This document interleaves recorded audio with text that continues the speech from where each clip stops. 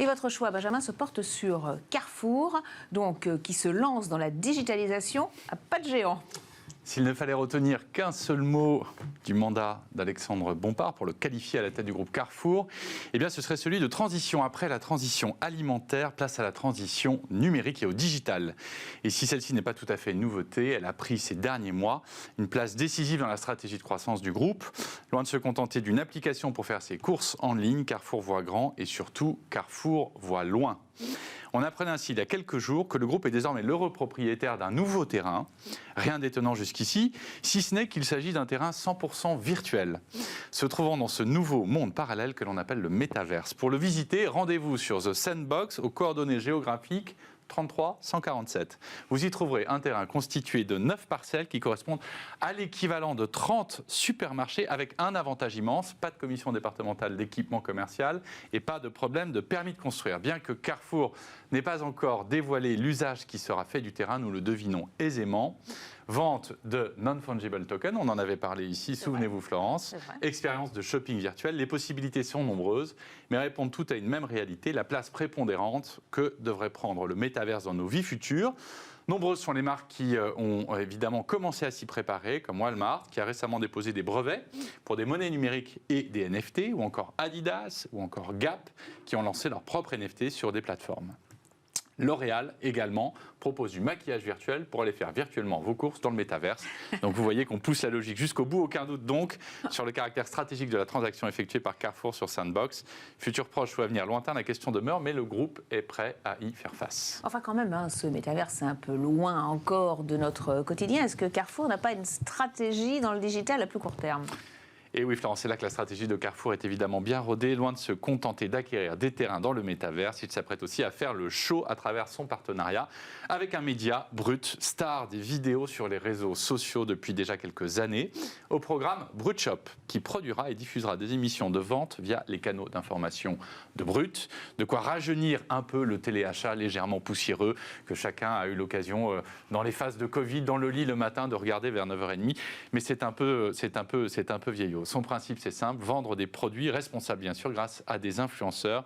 Une manière originale et efficace de s'adapter aux habitudes de consommation de nouveaux publics, dans l'objectif, bien sûr, de consolider des parts de marché.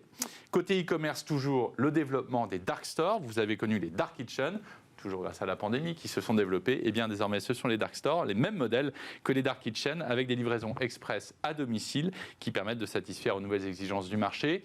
L'objectif, c'est 20% du commerce de détail en France en 2030, c'est déjà 50% en Chine, alors avec un modèle de consommation évidemment un peu différent, mais on voit que la croissance sera au rendez-vous. Carrefour se prépare donc à répondre à la demande et ambitionne de devenir une Digital Retail Company, comme affiché lors de sa présentation de sa stratégie digitale.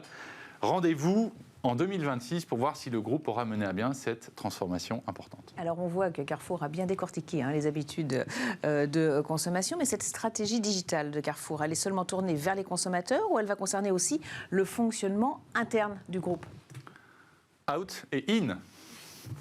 La stratégie de Carrefour ne se contente effectivement pas de s'adresser à ces canaux de distribution traditionnels, de les diversifier, ni au consommateur final, mais s'appuie sur un très vaste chantier de digitalisation de ces processus et des prises de décision en interne. En quelques années, Carrefour a développé le numérique pour améliorer l'expérience des clients, mais surtout pour améliorer le travail en son sein entre ses collaborateurs. Et c'est pourquoi la direction financière du groupe passe au digital avec un programme mondial qui s'appelle COFI, comme Co-Construct Our Finance for Extended Efficiency, en bon français. Celui-ci repose donc sur l'harmonisation et le partage des données via une interface unifiée. Cette transformation permet notamment un accès aux données en temps réel, ce qui est évidemment très précieux lorsque vous êtes au fond dans chaque hypermarché, un asset manager attentif aux moindres variations. Cette digitalisation des fonctions financières du groupe est aussi un pas vers le futur pour Carrefour, avec de nouveaux indicateurs stratégiques qui pourraient en être tirés, avec par exemple une accélération de la transition environnementale du groupe. Je crois que nos deux invités aujourd'hui pourront en parler. Elles y sont évidemment très sensibles dans leurs activités respectives, et notamment à l'accélération environnementale grâce aux données récoltées plus détaillées sur les indicateurs de l'ESG. Stratégie à suivre donc, Florence, et rendez-vous très prochainement dans le métaverse pour découvrir les expériences que Carrefour prépare sur sa parcelle et dépenser de l'argent sonnant et trébuchant, lui. Enfin, on a hâte de voir ça. J'aimerais quand même faire réagir nos invités. Ça vous concerne en premier plan, là, cette stratégie de digitalisation de Carrefour, Clara Guémard? Très heureux, parce qu'une de nos participations qui s'appelle Kona House, qui fait de la transaction des bitcoins, a aidé et accompagné Carrefour dans cette transformation. Ce qu'il faut voir aussi, peut-être dire, c'est que ce métaverse, c'est en fait un magasin artificiel, mais les courses, les produits, on va les avoir en vrai chez soi. Hein, donc on reste quand même en contact avec le réel. Et je voulais juste réagir en disant qu'en fait, il y a quand même 5 grandes tendances aujourd'hui. Benjamin, vous l'avez dit, il y a le métaverse, il y a les NFT, il y a le Web3, il y a bien sûr en premier lieu l'environnement, il y a effectivement le paiement sans friction, le fait de pouvoir faire de l'expérience de consommateur. Et puis, il y a aussi la culture d'entreprise. Carrefour essaye de rassembler tout ça, mais comment on change la façon dont on travaille ensemble et au fond, toutes les stratégies aujourd'hui des entreprises, petites, grandes ou moyennes, tendent vers ces 5 tendances. Et c'est vrai que la période qu'on vient de vivre, vous l'avez sans doute vécu dans beaucoup des participations que vous avez, peut-être vous, Pauline, au sein de votre groupe, mais a été un peu un saut quantique dans la manière dont on a accéléré les méthodes de collaboration et la manière dont on travaille aujourd'hui. Peut-être. Oui, c'est vrai. En fait, il y a digitalisation et digitalisation. Là, en l'occurrence, je pense que Carrefour a très envie de créer du lien, surtout suite au Covid. Finalement, la plupart des marques ont besoin de recréer du lien.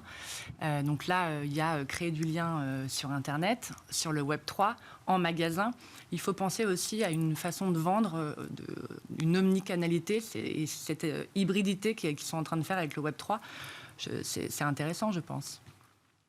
On aura l'occasion de toute façon d'en reparler. A priori, je pense que la tendance que nous avions identifiée est durable. La tendance est durable, comme vous le dites. Allez, on poursuit cette émission avec nos invités, puisque ça bouge dans leur secteur. Place au Move.